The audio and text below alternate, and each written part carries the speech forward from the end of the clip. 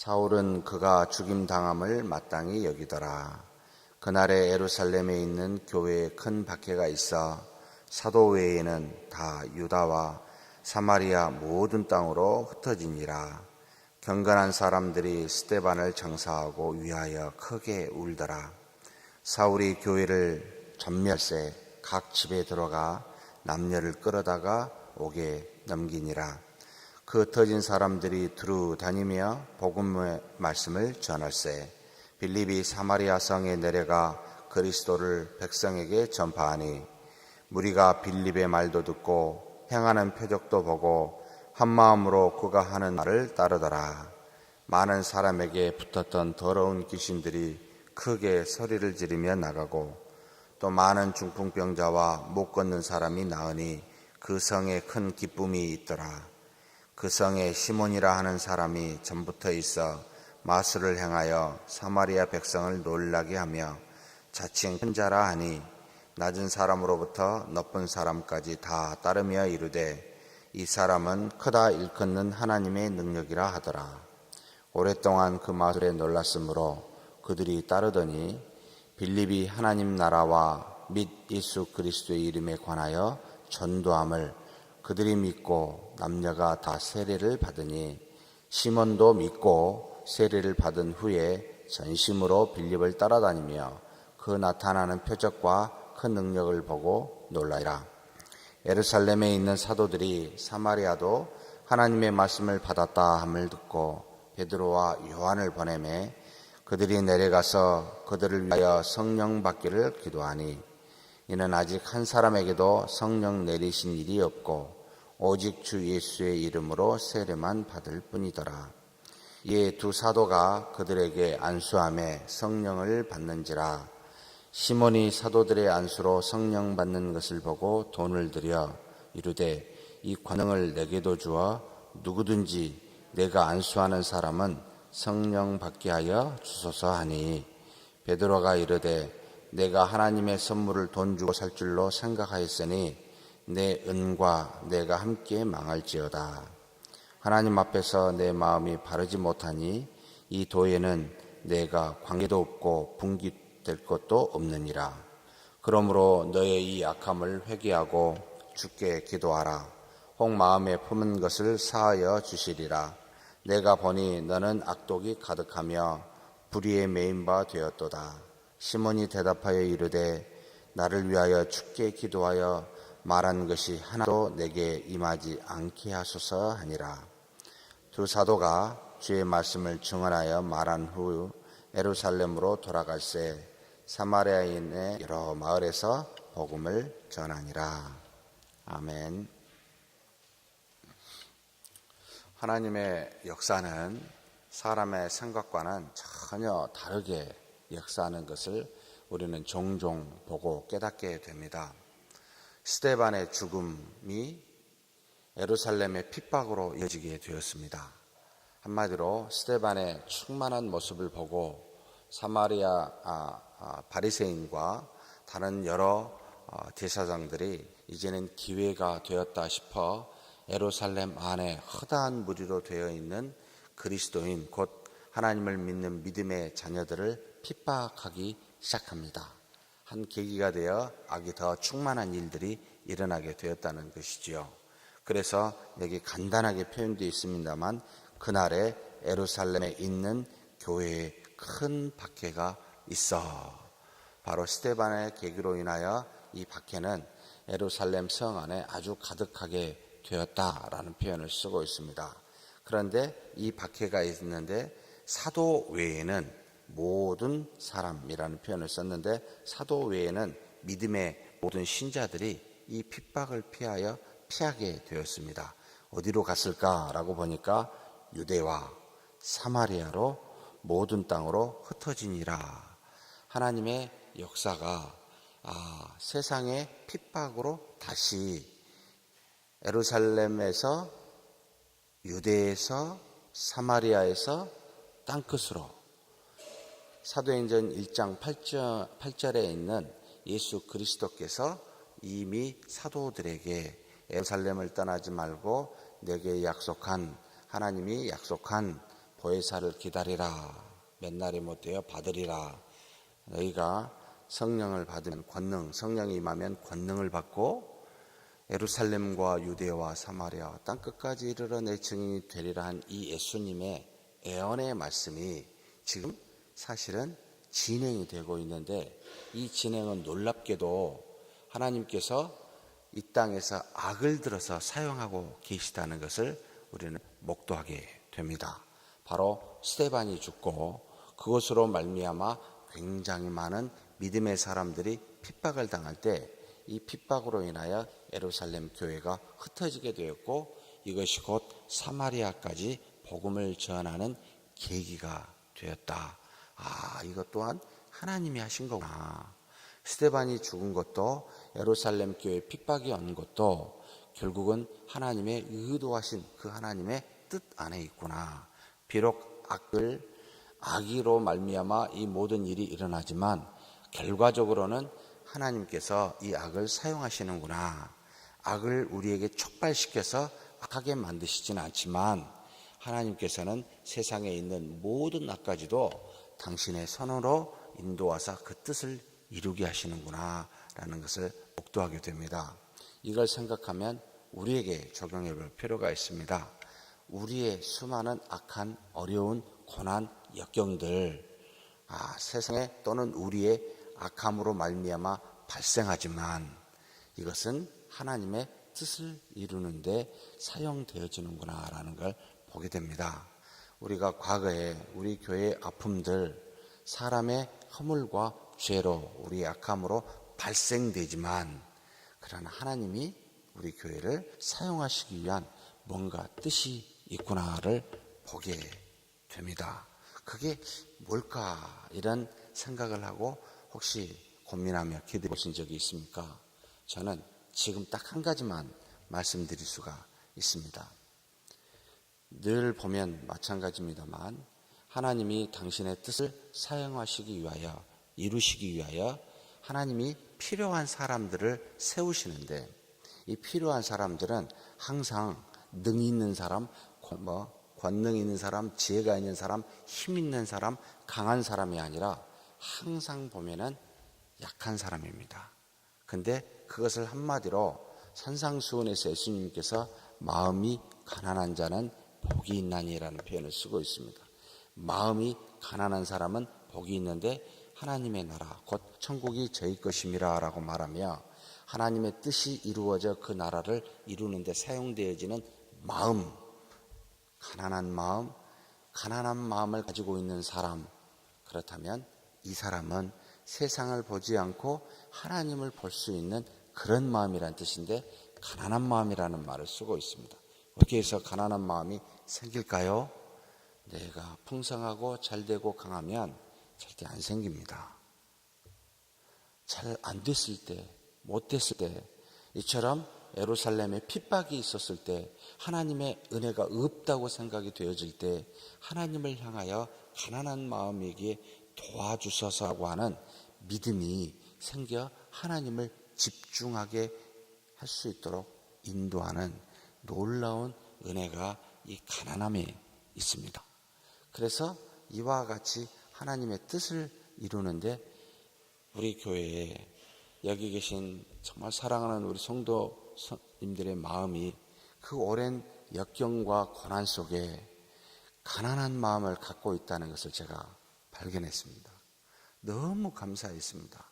우리 장로님들이 한 마음으로 주의 일을 이루고자 전심할 수 있었던 유일한 것은 마음이 가난하였기 때문입니다. 그 이유는 교회가 힘들고 어려울 때 이 고난과 역경 속에 이겨야 된다라는 하나님을 향한 그 믿음이 그 안에 있기에 제가 발견한 한 가지 은혜는 우리 모두에게 있는 가난한 마음이었습니다. 자, 그래서 다시 이거 기도를 해야 되겠다. 하나님, 평생에 가난한 마음을 주셔야 되겠습니다. 뭔가 잘 되면, 뭔가 우리가 이루어지면 그때부터 이 가난한 마음이 사라지게 되고, 그때부터 주를 바라보지 않고 우리에게 주신 것을 바라보게 되는데, 하나님, 하수만 있으면 정말 가난한 마음 지속적으로 가질 수 있도록 도와주십시오라는 기도가 생깁니다. 놀랍게도 하나님께서 이 예루살렘 교회에 핍박을 줌으로 말미암아 이들이 그곳에 살 수 없게 되었지만 하나님께서 두루 다니며 사마리아까지 복음을 전하게 하는 엄청난 역사가 이루어집니다. 그래서 교회사를 쭉 읽고 우리가 살펴보면 하나님의 놀라운 능력은 항상 핍박 다음에 또는 핍박 과정 중에 있었습니다. 그래서 교회가 핍박을 받고 어려울수록 하나님은 그 하나님의 이름은 선명해져 가고 교회가 몸집이 커져서 더욱더 수적으로 외적으로 성장하게 되면 하나님의 이름은 흐릿해져 가는 것을 보게 됩니다. 1980년도, 90년도 여의도라는 곳에서 엄청난 많은 사람들이 모여 빌리 그레함의 그 복음 전도를 듣고 대형 집회를 통해 정말로 우리 한국교회는 기하급수적으로 세계 교회사적으로 이처럼 빠르게 성장한 유래를 찾아볼 수 없을 만큼의 교회다, 한국교회다라고 칭찬할 정도로 엄청난 부흥이라는, 수적 부흥이라는 일들을 이루어지게 됐습니다. 그 다음에 일어난 지금의 우리의 모습은 과연 뭘까요? 지금도 세계에서 박수 쳐줄 만한 그런 일들이 일어나고 있을까요? 아니요. 2005년도부터, 사실은 2000년도부터 시작했다고 보입니다. 마이너스 성장을 하고 있습니다. 하나님의 뜻 아닐까요? 이런 생각이 듭니다. 왜요? 마음이 부해지면 하나님을 찾지 아니합니다. 그래서 전 세계적으로 국민소득 2만 불이 넘는 모든 나라는 기독교가 성장한 일이 없다, 그런 케이스가 없다라고 보고되고 있습니다. 주의가 풍부하고 물질이 풍족하면 하나님을 향하여 나가고자 하는 가난한 마음이 사라져버립니다. 그래서 하나님이 의도적으로 핍박을 주시는구나 라는 그런 생각을 하게 하고 이것이 우리에게 복이구나 라는 생각을 하게 합니다. 그래서 환난이 없는 인생은 이거 복이 없는 인생이구나. 하나님이 그러면 원치 않는, 바라지도 않는 핍박과 환난을 주신다는 건 지극히 나를 사랑하시는 거구나. 그래서 히브리서에 사랑하시는 자에게 매를 치신다라는 이 표현이 맞는 거구나. 내 자녀가 잘못할 때 매를 때려 그 육체가 고통이 있다 할지라도 바르게 쓸 수만 있다면 그에게 벌을 주듯이 하나님도 우리에게 그와 같은 일을 하시는구나. 그렇다면 우리가 어렵습니까? 힘듭니까? 해야 될 일이 얼마나 많습니까? 이런 것이 우리 앞에 닥쳐 있다면 굉장히 감사하다. 지금 심각한 문제들이 주변에 있다면 적어도 이 문제를 보고 알게 하신 하나님이 계시고 이것을 향하여 하나님 앞에 기도할 수 있도록 인도하시는 은혜가 있으니 평생에 이 어려움이 없도록 하는 것이 기도 제목이 아니라 평생에 이 어려움이 있도록 하도록 하나님께 기도하는 것이 맞구나 라고 다짐하게 됩니다. 하나님 도와주십시오. 그 도움은 마음이 가난하도록 도와주십시오라고 크게 복받는 자구나 라는 걸 알고 그렇게 나아갔으면 좋겠습니다. 그 복음이 어떻게 진행이 됩니까? 흩어진 사람들이 두루 다니며 복음을 전할세라고 말하면서 이제는 사마리아까지 가게 된 걸 말하게 됩니다. 그런데 이 빌립이 사마리아 성에 내려가서 거기서도 백성에게 그리스도를 전파하는 것을 보게 됩니다. 수많은 사람들이 빌립의 말도 듣고 표적도 보고 한 마음으로 그를 따르게 됩니다. 그래서 많은 사람이 이게 붙었던 이라고 여기 표현되어 있습니다만 더러운 귀신들이 귀신 앞에는 항상 쓰는 성경의 용어가 있습니다. 뭐죠? 항상 더러운이라는 말을 씁니다. 더러운 귀신이라는 하나도 빠짐없이 성경에는 귀신 앞에는 더러운이라는 쓰고 있는데 무슨 뜻일까요? 더러운이란 우리가 물론 육체적으로 더러운 것은 이해가 되지만 영적으로 더러운 것은 하나님의 뜻을 따라 영을 따라 살지 아니하고 육체를 따라 살도록 이끄는 그런 뜻이라는 겁니다. 영의 더러움은 육체와 관련되어진 것이다 라고 보면 되는데 이런 쪽으로 가게 하는 귀신, 더러운 귀신이라는 말을 쓰고 있습니다. 그러면서 중풍병자도 못 걷는 사람도 낫게 되니 그 성에 큰 기쁨이 있고 결국은 굉장히 많은 사람들이 그로 인하여 2절에 나오죠. 빌립이 하나님의 나라와 및 예수 그리스도의 이름에 관하여 전도함을 그들 믿고 남녀가 다 세례를 받으니 많은 사람이 믿고 세례를 받는 일이 일어나게 됩니다. 그 중에 한 사람 바로 마술을 행했던 여기 보면은 누구죠? 시몬도 믿고 전심으로 이 세례를 받고 전심으로 빌립을 따라다니며 그 나타나는 표적과 큰 능력을 보고 놀라라라고 말합니다. 그런데 이 소식이 예루살렘에 들리게 되었습니다. 하나님의 말씀이 유대인에게만 그렇게 증거되어진 거라고 생각했는데 이방 땅 사마리아에까지 복음이 증거되었음을 알고 이 예루살렘에서 사도를 베드로와 요한을 파송하여 확인하게 합니다. 베드로와 요한이 보냄을 받고 이 사마리아에 옵니다. 사마리아는 여러분 잘 아시다시피 북이스라엘의 옛날의 수도였고, 그리고 난 북이스라엘이 722년에 아수르에 멸망당하고 난 다음에 전체 북이스라엘의 명칭을 그냥 다 사마리아로 지칭하게 되었습니다. 그래서 밑에 남유다 왕국이었었던 밑에 있었던 예루살렘 근처에 있었던 사람은 오히려 이방 민족보다 그 10개 지파가 모여 있었던 북이스라엘의 사마리아를 더욱더 사실은 더 증오했었습니다. 왜냐하면 같은 민족인데 다양한 민족과 피가 섞였을 뿐만 아니라 영적으로도 유대교가 아닌 다른 이방 민족을 섬겨서 오히려 더 저주스러운 사람들이라고 생각하여 위에 이방 땅에 그 갈릴리 지방의 예루살렘에서 가려면 사마리아로 통하는 게 훨씬 빠른데 쭉 돌아다니는 그와 같은 일들이 복음서에서도 나타나게 되죠. 유대인들의 일반적인 생각인데 이 사마리아의 성에 지금 베드로와 요한이 가게 됩니다. 하나님의 말씀을 받으면 가야 될 지역이 정해져 여기만 가고 여기는 아니라 사회의 통념에 따라 여기는 좋고 저기는 안 좋고가 아니라 그것을 넘어버리게 됩니다. 하나님의 뜻이 있다면 어디든지 가는 곳이기에 누구든지 만날 수 있기에 바로 사마리아 성에 그들은 거리낌 없이 갔다라는 말이 되기도 합니다. 그들이 내려가서 봤는데 굉장히 재밌는 내용이 이제는 15절부터 쭉 나오게 됩니다. 상당히 신학적으로도 문제가 되는 말씀이어서 논란이 많습니다. 그들이 내려가서 그들을 위하여 성령 받기를 기도하니 이는 아직 한 사람에게도 성령 내리신 일이 없고 오직 주 예수의 이름으로 세례만 받을 뿐이더라. 이게 바로 카리스마 운동 오순절 개통에서 쓰는 주된 인용하는 말씀이 바로 이 말씀입니다. 주 예수 그리스도를 믿는 것과 성령을 받는 것은 다른 겁니다 라고 가르치고 있습니다.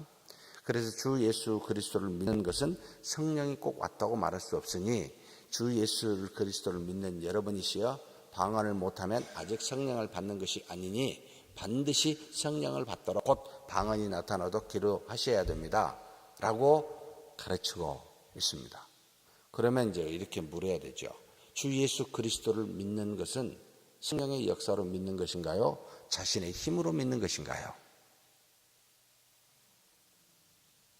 우리는 어디에도 다른 말씀에 우리 힘으로 믿음을 가지고 하나님 앞에 나아가 이것이 하나님 믿었으니 내가 구원을 얻었습니다 라고 말하지 아니하고 주 예수 그리스도로 말미암아 속량이 되었는데 이 속량은 반드시 택한 자에게 임하시는 내주하시는 성령으로 말미암아 그 안에서 회심과 믿음이 나타나 하나님을 아바 아버지라 고백할 수 있습니다. 곧 하나님을 믿고 세례를 받는 것은 우리의 힘으로서가 아니라 내 안에 계신 성령의 역사로 말미암아 믿는 믿음을 가진 것인데 그들이 인용합니다. 여기 보니까 오직 주 예수로 이름으로 세례만 받았지 아직 성령 내리신 일이 없다. 분리를 쫙 시켜놨습니다. 그리고 그러니까 성령을 받아야 돼요. 그래서 17절에 보니까 두 사도가 그들에게 안수하며 성령을 받는지라 라고 나옵니다. 그러면 처음에 믿는 믿음은 성령 받는 것이 아니고 뭐죠? 뒤에 오는 것이 성령 받는 걸까요? 그래서 이 말씀만 갖고는 이해가 잘 안 돼서 결론적으로 말하면 사도행전에 나타나 있는 용어는 두 가지를 혼용해서 씁니다. 성령으로 세례를 받는 것과 세례를 받는 뒤에 성령이 임하여 충만하게 하는 것을 사도행전은 같이 쓰고 있습니다. 그래서 성령의 세례를 받는 것은 우리로 하여금 처음에 와서 곧 주님이죠. 세례 요한이 그랬잖아요. 나는 너에게 물로 세례를 베풀거니와 내 뒤에 오시는 이는 나보다 능히 많으신데 성령으로 세례를 베풀리라. 곧 이 성령이 옴으로 말미암아 그 세례인데 이걸 내주하심이라고 표현하는데 믿음을 갖게 되어 하나님의 자녀가 됩니다. 그런데 이 자녀가 된 사람이 성령이 붙잡으사 강권적으로 충만케 하사, 이 말은 오직 성령의 뜻에 따라 굴복케 하사 그 성령의 뜻을 나타내고 그 능을 나타내게 되는데 이것을 성령 충만이라고 부르고 있습니다. 그런데 사도행전은 성령 세례와 성령 충만을 구별하지 않고 그냥 같이 써버리고 있습니다. 왜냐하면 성령이 임한 시대였기 때문에 임하여 오순절 마가다락방에서 지속적으로 그 성령이 임하여 일하고 있는 첫 번째 제너레이션 세대이기 때문에 충만과 세례가 구별되지 않는 상태였습니다. 그래서 이걸 같이 쓰고 있는데 지금은 한참 뒤에요. 그래서 이와 같은 것이 성령 세례와 성령의 충만을 우리는 구별은 되는데 그렇지만 지금 여기서 말하는 것처럼 예수 그리스도를 믿는 믿음으로 세례를 받은 것과 성령을 받은 것을 구별하여 예수 그리스도를 믿는 것은 따로 있고 성령 세례 받는 건 따로 있습니다 라고 말해서 신자가 반드시 성령 세례까지 받아야 됩니다 라고 가르치는 오순절 계통의 문제가 바로 여기에 있습니다. 무슨 문제입니까? 예수 그리스도 이름으로 세례를 받았습니다. 성령 세례를 받지 못했습니다. 죽었습니다. 구원이 됐을까요? 안 됐을까요? 하나님의 나라에서는 하나님이 이를 어떻게 하지? 얘는 성령 세례를 안 받았네. 예수님의 이름으로는 믿어 세례를 받았네. 구원이 됐습니까? 안 됐습니까? 이런 심각한 질문에 대해서 답을 주지 못하고 있는 게 바로 오순절 계통의 신학의 문제입니다. 사랑하는 성도 여러분, 믿음은 성령이 내주하심으로 생기기에 당연히 구원에 이르죠. 그러나요? 당연히 세례 뒤에 그리스도 이름으로 믿고 세례를 받았으면 성령이 내주했다고 당연히 믿지요. 그런데 성령의 충만함을 받느냐 안 받느냐는 우리가 간절히 하나님 앞에 말씀과 기도로 거룩하여질 때 하나님의 뜻으로 말미암아 성령의 뜻으로 말미암아 충만케 하실 수도 있고 아직 그렇게 안 하실 수도 있습니다. 그것은 그분의 뜻에 우리의 믿음의 여부에 달려 있습니다. 그런데 구원에 관련된 건 전혀 그것과 상관이 없습니다. 그러면 여기에 지금 성령이 내리신 일이 없다라는 말은 성령의 충만함을 받은 일이 없다라고 해석을 해야 됩니다. 그 이유가 바로 시몬에 의해서 나타나게 됩니다. 자, 시몬이 사도들의 안수로 성령 받는 것을 보고 돈을 들여 이르되 이 권능을 내게도 뭘 주라고요? 성령을 주라는 표현을 안 쓰고 권능을, 그러니까 능력을 말합니다. 두나미스라는 성령으로 말미암아 능력을 내게도 주어 누구든지 내가 안수하는 사람은 성령을 받게 하여 주소서. 베드로가 이르되 내가 뭘 줘요? 성령을 돈 주고라고 말하지 않고 하나님의 선물이라는 표현을 씁니다. 곧 두나미스 능력을 말하죠. 여러분 결국은 성령을 내리신 일이 없다 이 말은 성령의 충만함 곧 성령의 충만함으로 나타난 권능이 나타난 일이 없다 이렇게 해석을 해야 되고 바로 시몬이 이 권능을 달라라고 돈을 주고 살려고 했었고 이 베드로는 대답을 하나님의 선물이라는 말로 성령 받은 일이 없다라는 말을 대신하고 있습니다. 그러면 무슨 뜻입니까? 믿는 자에게는 성령이 세례로 성령이 계시는데 그 능력이 나타나거나 나타나지 않았구나 이런 것을 판단하는 곧 여기 사마리아 교회는 아직 나타나지 않은 상태구나. 보통 예루살렘 교회는 사도들과 함께 있어 성령이 임하면 그 권능이 나타나 충만한 역사가 일어났는데, 이 사마리아 교회는 성령이 임하여 세례를 받고 믿음을 가졌는데, 그런데 아직은 충만한 능력이 나타나지 않았구나. 그래서 안수하여 그들에게 충만함을 나타나게 했고, 이것을 보고 난 다음에 시몬이 돈을 살려고 했고, 베드로도 하나님의 권능을, 선물을 돈으로 살 줄로 생각하냐라고 이야기하였구나. 그래서 결국은 이 말은 믿음과 성령 세례를 분리한 말이 아니구나라고 이해가 되신가요?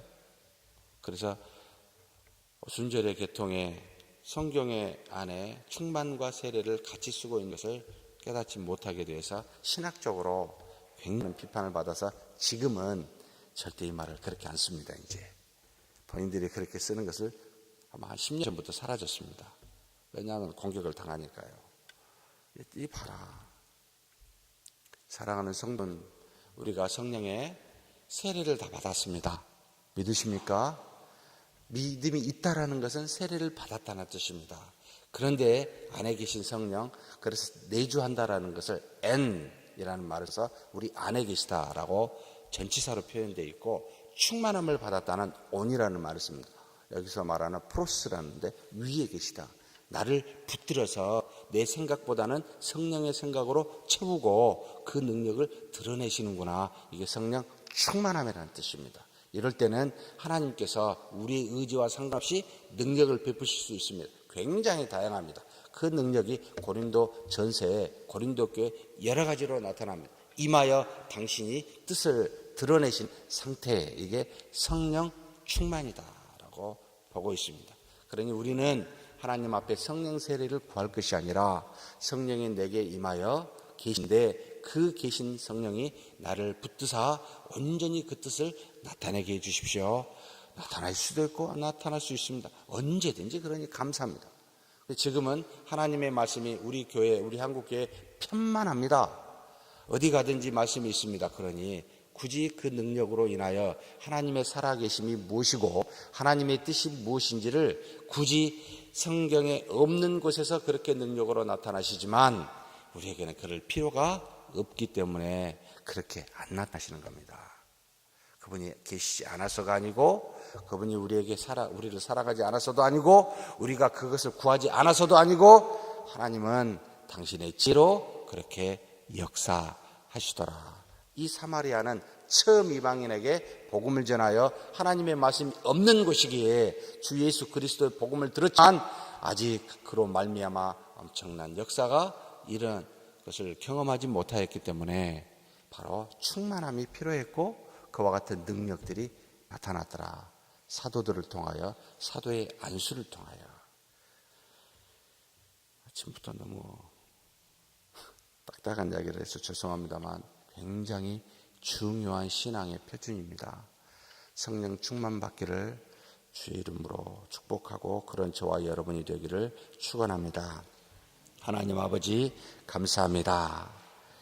오순절 이후에 이 땅에 떠나지 아니하시고 택한 자에게 임하신 성령님, 그분이 내주하심으로 우리 하나님을 아버지라 부를 수 있어 이제는 믿고 세례를 받은 우리들 하나님 앞에 간구하오니 성령이 충만한 일들이 일어나게 하여 주옵소서. 우리 마음속에 하나님의 말씀이 가득하게 도와주시고 우리의 삶이 하나님의 복음을 증거하며 때로는 하나님이 필요한 것에 당신의 권능을 나타내 보여 주시옵소서. 하나님의 선물은 시몬처럼 물질이 아니라 무엇으로 돈으로 살 줄로 생각하는 그와 같은 세상적인 마음, 아버지 하나님, 우리 하나님 앞에 있는 모든 거룩한 선물은 우리 노력으로 얻을 수 있는 것이 아니요 하나님이 주신 선물이오니 오직 믿음으로만 받을 수 있는 것인 줄 아오니 하나님 앞에 가난한 마음으로 믿음으로 나아가는 우리 모두가 되게 복을 내려 주시옵소서. 감사하고 우리 주님 예수님의 이름으로 기도하옵나이다. 아멘.